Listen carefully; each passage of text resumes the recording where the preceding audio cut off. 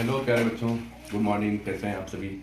उम्मीद है बहुत ही अच्छे होंगे। और अब तो बोर्ड एग्ज़ाम की डेट आ गई है और अब क्या ही समझाना, आपने खुद जो है तैयारी शुरू कर दी होगी।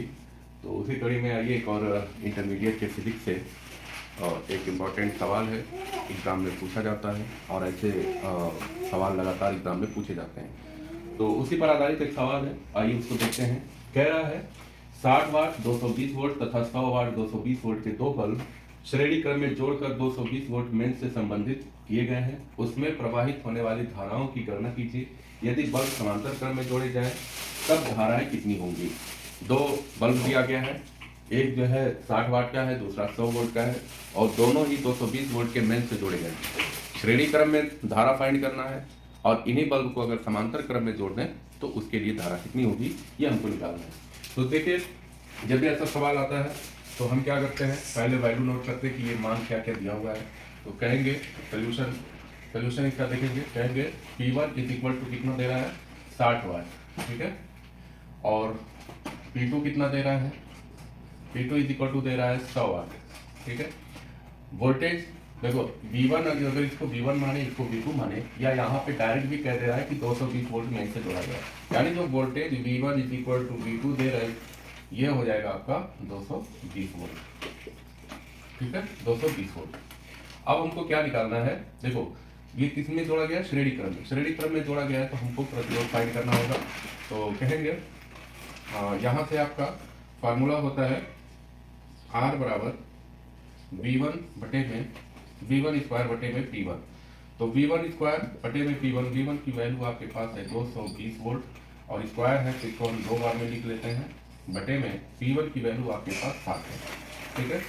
इसको सॉल्व करोगे तो ये वैल्यू आपके पास आ जाएगी 807 ओम। कैलकुलेट करके देख लीजिएगा, ये R1 की वैल्यू आ जाएगी आपके पास 860 ओम, ठीक है। इसी प्रकार R2 की वैल्यू आप निकालोगे, R2 इज इक्वल टू, ठीक उसी तरीके से फार्मूला यूज करोगे V2 स्क्वायर बाई P2, और यहाँ पे V2 की वैल्यू आपको फिर से वही सेम वैल्यू रखना है 220 वोल्ट बटे P2 की वैल्यू इस बार आपके पास 100 वाट है, तो 100, ठीक है। और इसको जब सॉल्व करोगे तो ये लगभग आ जाएगा आपका 484 ओम, ठीक है। R2 की जो वैल्यू आ गई आपके पास 484 ओम। कुल प्रतिरोध कितना हो जाएगा, R टोटल कितना हो जाएगा, कुल प्रतिरोध या नेट प्रतिरोध कितना हो जाएगा, ये ऐड कर दोगे 807 प्लस 484 और ये ऐड करने को कितनी वैल्यू आ जाएगी, 7 4 11 और 8 1 9 8 4 12, 1291 ओम, ये R टोटल आ जाएगी, ठीक है। जब आप श्रेणी क्रम में जोड़ते हो तो प्रतिरोध की वैल्यू ये हो जाती है।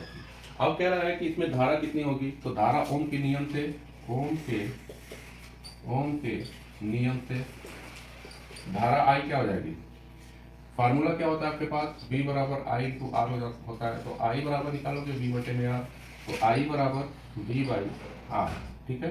ये वैल्यू V की वैल्यू आपके पास कितना है 220, R की वैल्यू कितनी आई 1291, ठीक है। और ये जब इसको सॉल्व करोगे तो I की वैल्यू आपके पास आ जाती है, I की वैल्यू आपके पास आ जाती है डिवाइड करने के बाद 0.71 एम्पियर। और एक चीज हम जानते हैं, जब प्रतिरोध जब आपका जो भी ऑपरेटर है या जो भी ऑब्जेक्ट है वो अगर श्रेणी क्रम में जोड़ा गया है तो उसमें जो धारा होती है वो समान होती है। तो श्रेणी क्रम में 60 वाट के बल्ब में और 100 वाट के बल्ब में धाराएं कितनी होंगी, 0.71 एम्पियर। अब जो है समांतर क्रम में जोड़ेंगे, यहाँ पे लिख भी सकते हो श्रेणी क्रम में धाराएं समान होती है। अब समांतर क्रम के लिए क्या हो जाएगा, समांतर क्रम के लिए जो धारा हो जाएगा यानी I1 पहले के लिए, तो I1 बराबर क्या होगा V बटे में R, तो V1 बटे में R1, तो V1 आपके पास 220, R1 आपके पास कितना है, R1 आपके पास आया 807, डिवाइड करोगे तो जो I1 की वैल्यू मिल जाएगी वो मिल जाएगी 0.73 एम्पियर, ठीक है। और I2 क्या मिल जाएगी आपको, इसी तरीके से 220 वोल्ट और R2 की वैल्यू आपके पास कितनी आएगी 484 और ये डिवाइड करोगे तो ये आ जाएगी वैल्यू आपके पास 0.457 एम्पियर। ठीक है, और यही आपका आंसर होगा। ठीक है, तो इस तरीके से क्वेश्चन को आप सॉल्व कर सकते हैं। श्रेणीकरण के लिए धारा जो है समान होती है।